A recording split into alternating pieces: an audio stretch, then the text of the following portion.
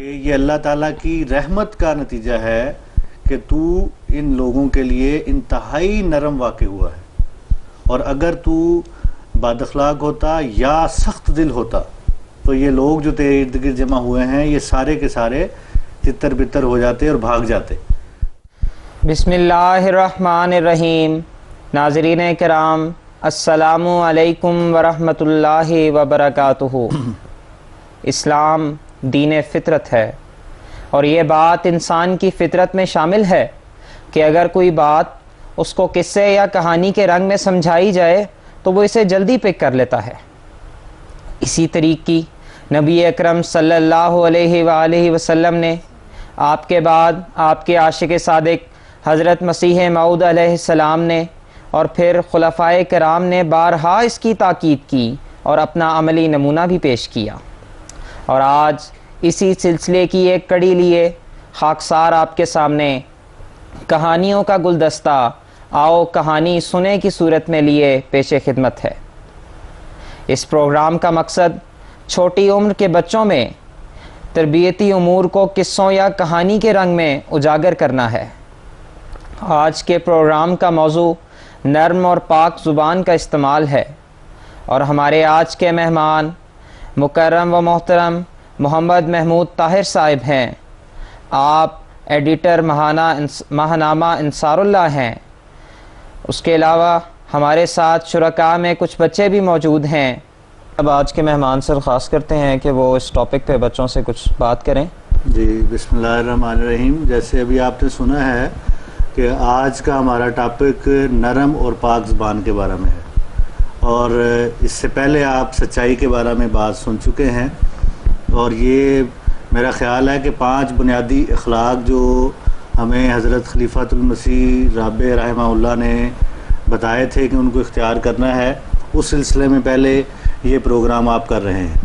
اور جو دوسرا خلق تھا وہ تھا نرم اور پاک زبان، اور اس بارے میں یہ بھی میں بتا دوں کہ یہ جو حضرت خلیفۃ المسیح رابع رحمہ اللہ نے ہمیں تلقین فرمائی تھی کہ آپ نے 5 بنیادی اخلاق اختیار کرنے ہیں، اور ان اخلاق کے نتیجہ میں ہم انشاءاللہ جو جماعت احمدیہ کی دوسری صدی شروع ہوئی ہے اس صدی کے تقاضوں کو پورا کر سکتے ہیں۔ اور پھر ذیلی تنظیموں کو آپ نے ارشاد فرمایا تھا کہ ان اخلاق پہ آپ نے جو ہے وہ عمل درآمد کروانا ہے۔ تو جہاں تک آج کے خلق کا تعلق ہے نرم اور پاک زبان کا، تو جب بھی کسی خلق کی بات ہوتی ہے، کسی دینی تعلیم کی بات ہوتی ہے، اخلاق کی بات ہوتی ہے، تو ہماری سب سے پہلے توجہ جو ہے وہ قرآن کریم کی طرف متوجہ ہوتی ہے کہ اللہ تعالیٰ نے اس بارے میں ہمیں کیا حکم دیا ہے، کیونکہ جو بھی اخلاق ہیں، جو تعلیمات ہیں، وہ ساری کی ساری ہمیں قرآن کریم نے سکھائی ہیں۔ تو جب اس خلق کے بارے میں ہم قرآن کریم پر غور کرتے ہیں تو ہمیں ایک آیت بڑی واضح اس بارے میں رسول کریم صلی اللہ علیہ وسلم کے حوالہ سے ہمیں ملتی ہے کہ اللہ تعالیٰ فرماتا ہے، بسم اللہ الرحمن الرحیم، فَبِمَا رَحْمَةٍ مِّنَ اللَّهِ لِنْتَ لَهُمْ وَلَوْ كُنْتَ فَظًّا غَلِيظَ الْقَلْبِ لَانفَضُّوا مِنْ حَوْلِكَ، کہ یہ اللہ تعالیٰ کی رحمت کا نتیجہ ہے کہ تو ان لوگوں کے لیے انتہائی نرم واقع ہوا ہے، اور اگر تو بد اخلاق ہوتا یا سخت دل ہوتا تو یہ لوگ جو تیرے ارد گرد جمع ہوئے ہیں یہ سارے کے سارے تتر بتر ہو جاتے اور بھاگ جاتے۔ تو اس کا مطلب یہ ہوا کہ رسول کریم صلی اللہ علیہ وسلم کو مخاطب کر کے اللہ تعالیٰ نے ہمیں فرمایا ہے کہ لوگوں کے ساتھ آپ نے انتہائی نرم زبان اور نرم لہجے کے ساتھ گفتگو کرنی ہے۔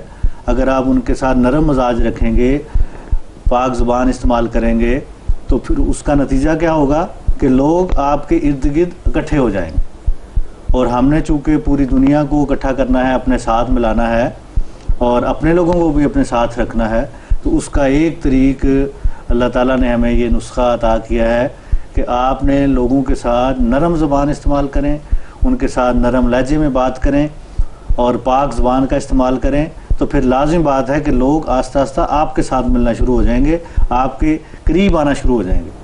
تو یہ بنیادی چیز ہمیں اللہ تعالیٰ نے اس خلق کے بارے میں سکھائی ہے، اور رسول کریم صلی اللہ علیہ وسلم کا نمونہ ہمیں بتا دیا ہے اس آیت کے حوالے سے بھی کہ آپ انتہائی نرم زبان کا استعمال کرتے تھے، نرم لہجے کا استعمال کرتے تھے، اس کی وجہ سے لوگ آپ کے ارد گرد اکٹھے ہو گئے.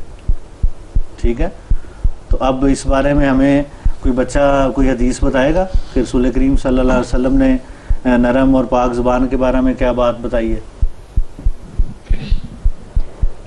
حضرت عقبہ بن عامر رضی اللہ تعالیٰ عنہ بیان کرتے ہیں کہ انہوں نے حضرت صلی اللہ علیہ وآلہ وسلم سے دریافت کیا کہ نجات اور بچاؤ کی بہترین راہ کیا ہے. اس پر حضرت صلی اللہ علیہ وسلم نے فرمایا کہ اپنے زبان پر قابو رکھو.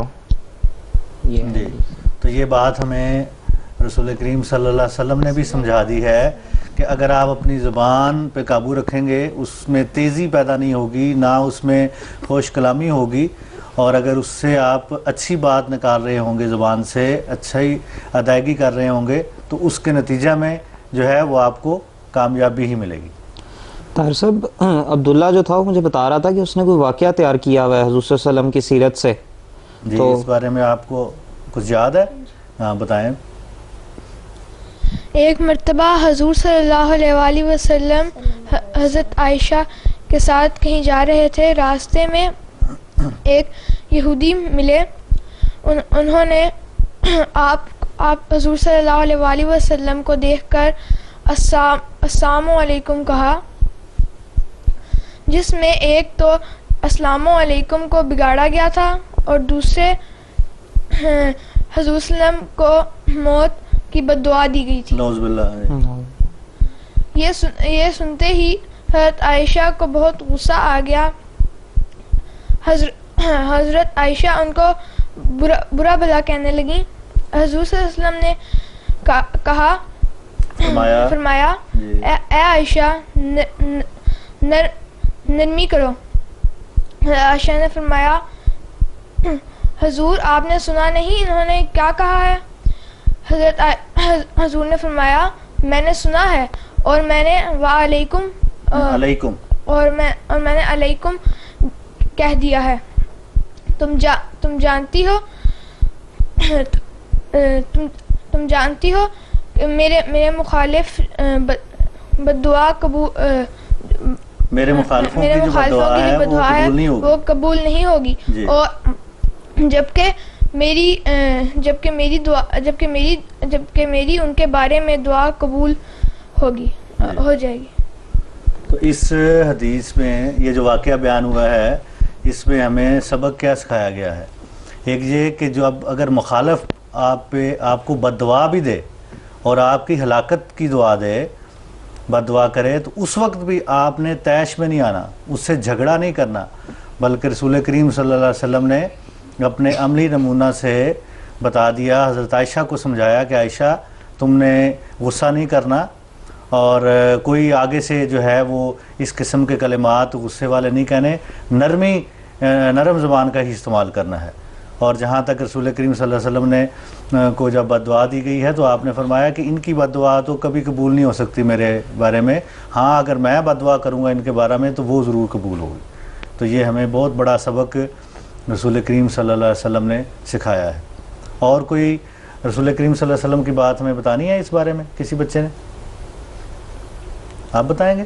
شعر ہے. ہاں بتاؤ. گالیاں سن کر دعا دو، جی.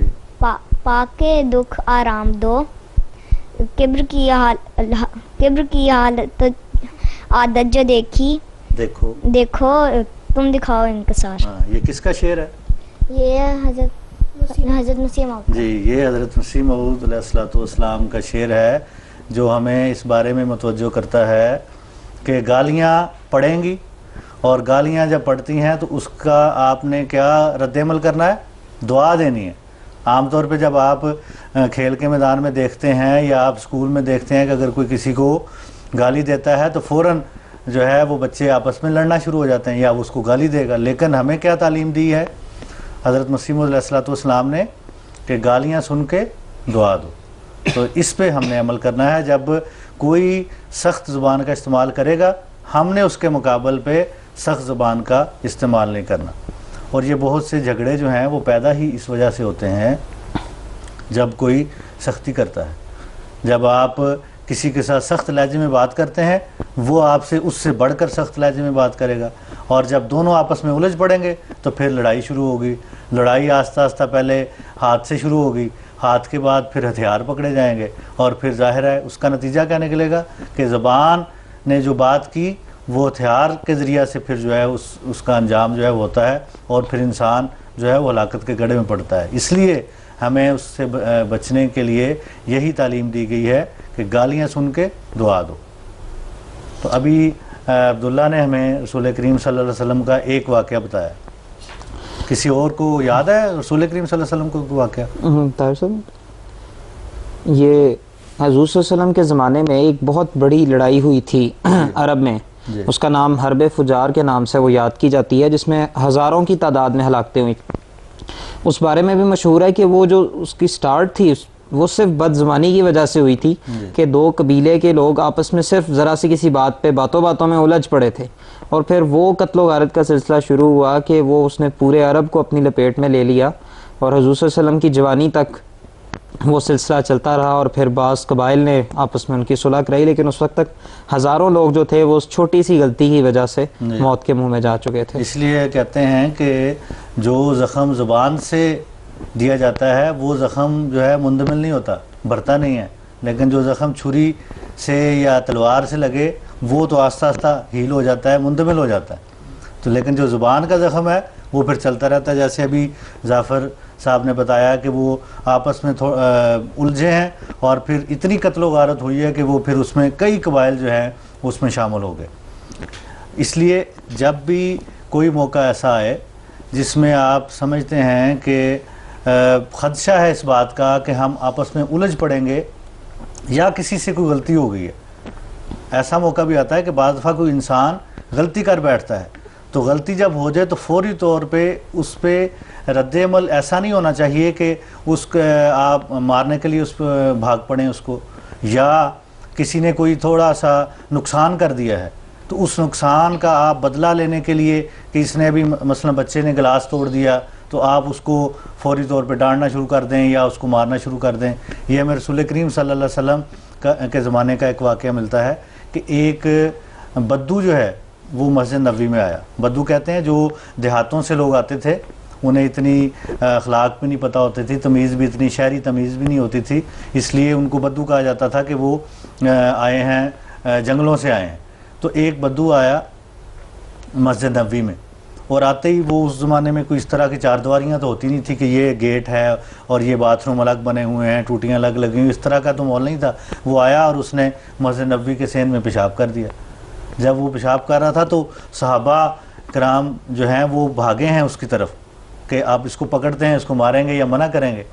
تو رسول کریم صلی اللہ علیہ وسلم نے صحابہ کو حکم دیا کہ اس کو اس کی طرف نہ لپکو اور نہ اس کو مارنا ہے، کچھ نہیں کہنا۔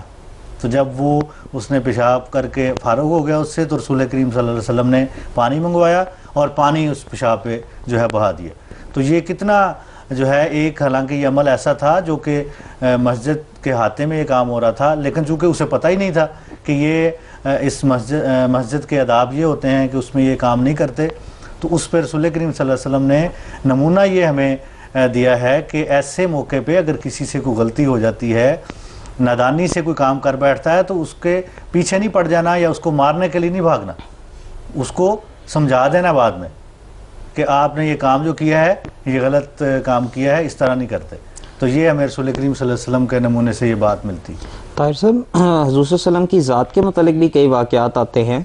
مثلا ایک دفعہ ایک عربی جس سے آپ نے قرض لیا ہوا تھا، وہ قرض کا تقاضا کرنے آپ کے پاس آیا اور اس زور سے اس نے آپ کا گریبان کھینچا تھا کہ آپ کی گردن پہ چادر کی وجہ سے نشان پڑ گیا تھا، اور حضرت عمر جو تھے وہ اس کو پکڑنے کے لیے اٹھے بھی تھے، تو حضور صلی اللہ علیہ وسلم نے فرمایا کہ نہیں عمر، اس کے ساتھ نرمی کرو، اور بلکہ روایت میں آتا ہے کہ جتنا اس سے قرض لیا ہوا تھا اس سے زائد اس کو ادائیگی کی تھی، اور کئی لوگ جو تھے وہ اسی نرم کلامی کی وجہ سے اسلام قبول کرنے کی بھی سعادت پا جاتے تھے۔ ظاہر ہے کہ جب آپ سختی کریں گے تو سختی کے نتیجے میں کوئی آپ پر ایمان تو نہیں لائے گا، لیکن اگر آپ سختی اگر کسی نے کی ہے تو آپ نرم رویہ اختیار کریں گے تو اس کے نتیجے میں وہ آپ کے اخلاق کا قائل ہو جائے گا۔ ابھی یہ جو قرض والی بات ہے یہ غالباً ایک یہودی سے قرض لیا تھا اور اس نے رسول کریم صلی اللہ علیہ وسلم سے بڑی سختی سے آ کے پیش ہوا اور آپ کے گلے میں جو ہے وہ کپڑا ڈالا اور کہا کہ میرا قرض واپس کرو. حالانکہ کتنی رسول کریم صلی اللہ علیہ وسلم سب کے لیے معزز شخصیت تھے, صحابہ ان کو اللہ تعالیٰ کا ظاہر نبی مانتے تھے, اللہ تعالیٰ نے ان کو نبی بنا کے بھیجا, خاتم النبیین تھے, سب نبیوں سے افضل. لیکن رسول کریم صلی اللہ علیہ وسلم نے اس بد خلقی جو اس نے کی تھی اس کے نتیجے میں منع کیا حضرت عمر کو کہ آپ نے کوئی سختی نہیں کرنی, اور بلکہ کہا کہ اس کو زائد قرض واپس کرنا. تو یہ ہمیں تعلیم جو ہے رسول کریم صلی اللہ علیہ وسلم کی طرف سے ملی ہے اور اسی پہ ہم نے عمل کرنا ہے. حضرت مسیح علیہ السلام کی کوئی بات, کوئی واقعہ کسی نے یاد کیا اس بارے میں؟ یاد ہے تو بتائیں. ایک دفعہ کا ذکر ہے کہ حضرت مسیح موعود علیہ السلام خطاب کر رہے تھے, ایک ہندو آیا اور اس نے حضرت مسیح موعود علیہ السلام کو گالیاں دینی شروع کی. آپ چپ رہے, آپ نے اس کو کچھ نہ کہا. اس کے بعد وہ چلا گیا. آپ کے دشمن حیران رہ گئے کہ انہوں نے اس ہندو کو کچھ نہیں کہا. یہ نمونہ ہمیں حضرت مسیح موعود علیہ السلام نے بھی دیا ہے, وہی نمونہ ہے جو کہ رسول کریم صلی اللہ علیہ وسلم نے ہمیں بتایا تھا. اور کوئی واقعہ بتانا ہے حضرت مسیح موعود کا کسی نے؟ نہیں. میں ایک, چونکہ بچے بیٹھے ہوئے ہیں تو بچپن کا ایک واقعہ میں بتانا چاہوں گا جس کا تعلق حضرت مسیح موعود علیہ السلام کے بیٹے کے ساتھ ہے. حضرت مرزا بشیر احمد رضی اللہ تعالیٰ عنہ, جن کے بارے میں قمر الانبیاء کا الہام بھی ہوا تھا حضرت مسیح موعود کو علیہ السلام کو, وہ بیان کرتے ہیں کہ میں چھوٹا بچہ تھا, چھوٹی عمر میں. ایک دفعہ کہتے ہیں کہ ہمارے جو حضرت مسیح علیہ السلام کے چچا زاد بھائی تھے نظام الدین صاحب, ان کا گھر تھا, اور کہتے ہیں کہ میرے ساتھ ایک لڑکا تھا, تو میں نے اپنے گھر کی دیوار ان کے ساتھ کھڑکی ملتی تھی, تو میں نے اشارہ کر کے کہا کہ یہ نظام الدین کا گھر ہے. یہ بات میں نے کہی تو حضرت مسیح موعود علیہ السلام نے یہ بات میری سن لی اور آپ نے فرمایا کہ فوراً آپ کو ٹوک دیا. حضرت مرزا بشیر احمد صاحب چھوٹی عمر کے تھے, ٹوک دیا کہ میاں آخر وہ تمہارا چچا ہے, اس طرح نام نہیں لیا کرتے. تو آپ نے نظام الدین کہا تھا کہ یہ نظام الدین کا گھر ہے, تو وہ رشتے میں آپ کے چچا لگتے تھے, اور حضرت مسیح علیہ السلام نے اسی وقت آپ حضرت مرزا بشیر احمد صاحب کو منع فرمایا اور نصیحت فرمائی کہ آخر وہ تمہارا چچا ہے, اس طرح نام نہیں لیتے. تو حضرت مسیح علیہ السلام کی یہ بات کے بارے میں حضرت مرزا بشیر احمد صاحب فرماتے ہیں کہ وہ بچپن کی بات, جو نصیحت حضرت مسیح علیہ السلام نے مجھے کی تھی, وہ جس طرح کیل آپ ٹھونک دیتے ہیں کسی میں تو وہ پختہ ہو جاتا ہے, کہتے ہیں اس طرح آہنی میخ کی طرح میرے دل میں جو ہے وہ بات جو ہے وہ گڑ گئی. اور آج تک کہتے ہیں کہ میں نے کبھی کسی بزرگ کا تو سوال ہی پیدا نہیں ہوتا, میں نے کبھی کسی بچے کا نام بھی اس طرح نہیں لیا کہ جس سے اس کی جو ہے وہ تحقیر جو ہے کا شائبہ بھی اس میں پڑتا ہو. تو یہ بچپن میں اگر ایسی باتیں سیکھ لی جائیں جو کہ مسیح علیہ السلام نے اپنے ایک چھوٹے دوسرے بیٹے حضرت مرزا بشیر احمد صاحب کو نصیحت کرتے ہوئے بتائی کہ بڑوں کا نام جو ہے وہ کس طرح لیتے ہیں. حالانکہ وہ مرزا نظام الدین صاحب جو ہیں وہ شدید مخالف تھے جماعت کے, حضرت مسیح علیہ السلام کی مخالفت کرتے رہے, لیکن ان کا نام جب لیا ہے بچے نے تو وہ حضرت السلام جو ہے وہ برداشت نہیں کر سکے کہ اس طرح بڑوں کا نام نہیں لیتے, آخر وہ تمہارا چچا ہے. تو اس طرح اگر ہم اپنے بڑوں کا نام جو ہے عزت کے ساتھ لیں گے تو لازمی بات ہے کہ وہ ہمیں عزت کے ساتھ ہم سے سلوک کریں. پیارے بچوں, امید ہے آپ کو ان کی باتیں نہایت آرام سے سمجھ میں آئی ہوں گی. آپ چھوٹے بچے ہیں, آپ اکثر بچوں سے دوستیاں کرتے ہیں, تو آپ نے بات دیکھی ہوگی کہ جو بچہ آرام سے بات کرتا ہے آپ کا بھی دل چاہتا ہے کہ اس سے میری دوستی ہو, اور اس کے دوسری طرف اگر ایک بچہ ہے وہ ہر وقت بری زبان میں بات کرتا ہے, ہر وقت ڈانٹتا رہتا ہے, آپ کا کبھی بھی دل نہیں کرے گا کہ آپ اس کے ساتھ بیٹھیں. میں حضرت خلیفۃ المسیح رابع رحمہ اللہ تعالیٰ کا ایک اقتباس پیش کرنا چاہوں گا جو آپ نے خصوصاً والدین کو مخاطب کرتے ہوئے فرمایا. آپ نے فرمایا, تربیت کا دوسرا پہلو نرم اور پاک زبان کا استعمال کرنا اور ایک دوسرے کا ادب کرنا ہے. یہ بھی بظاہر چھوٹی سی بات ہے, ابتدائی چیز ہے, لیکن جہاں تک میں نے جائزہ لیا ہے وہ سارے جھگڑے جو جماعت کے اندر نجی طور پر پیدا ہوتے ہیں یا ایک دوسرے سے تعلقات میں پیدا ہوتے ہیں, ان میں جھوٹ کے بعد سب سے بڑا دخل اس بات کا ہے کہ بعض لوگوں کو نرم خوئی کے ساتھ کلام کرنا نہیں آتا، ان کی زبان میں درستگی پائی جاتی ہے۔ یہ بات بھی ایسی ہے جس کو بچپن سے ہی پیش نظر رکھنا ضروری ہے۔ گھر میں بچے جب آپس میں ایک دوسرے سے کلام کرتے ہیں، اگر وہ آپس میں ادب اور محبت سے کلام نہ کریں، اگر چھوٹی چھوٹی بات پر تو میں اور جھگڑے شروع ہو جائیں، تو آپ یقین جانیے کہ آپ نے ایک گندی نسل پیچھے چھوڑ کر جانے والے ہیں۔ اور ایک ایسی نسل پیدا کر رہے ہیں جو آئندہ زمانوں میں قوم کو تکلیفوں اور دکھوں سے بھر دے گی، اور آپ اس بات کے ذمہ دار ہیں۔ ان کی آنکھوں کے سامنے ان کے بچوں نے ایک دوسرے سے زیادتیاں کیں، سختیاں کیں اور بدتمیزیاں کیں، اور آپ نے ان کو ادب سکھانے کی طرف کوئی توجہ نہ کی۔ اس لیے روزمرہ کے حسن سلوک اور ادب کی طرف غیر معمولی توجہ دینے کی ضرورت ہے، اور یہ بھی گھروں میں اگر بچپن ہی میں تربیت دے دی جائے تو اللہ تعالیٰ کے فضل سے بہت ہی آسانی کے ساتھ یہ کام ہو سکتے ہیں۔ ناظرین، امید ہے کہ آپ کو آج کا ہمارا یہ پروگرام بہت پسند آیا ہوگا۔ نئے دلچسپ موضوعوں کے ساتھ انشاءاللہ دوبارہ حاضر ہوں گے۔ خاکسار اپنے مہمان محمد محمود طاہر صاحب کا بھی شکریہ ادا کرنا چاہتا ہے، اور ان بچوں کا بھی شکر گزار ہے جو اس پروگرام میں آئے۔ آخر میں اللہ تعالیٰ سے دعا ہے کہ وہ ہم سب کو نرم اور پاک زبان استعمال کرنے والا بنائے، آمین۔ السلام علیکم ورحمۃ اللہ وبرکاتہ۔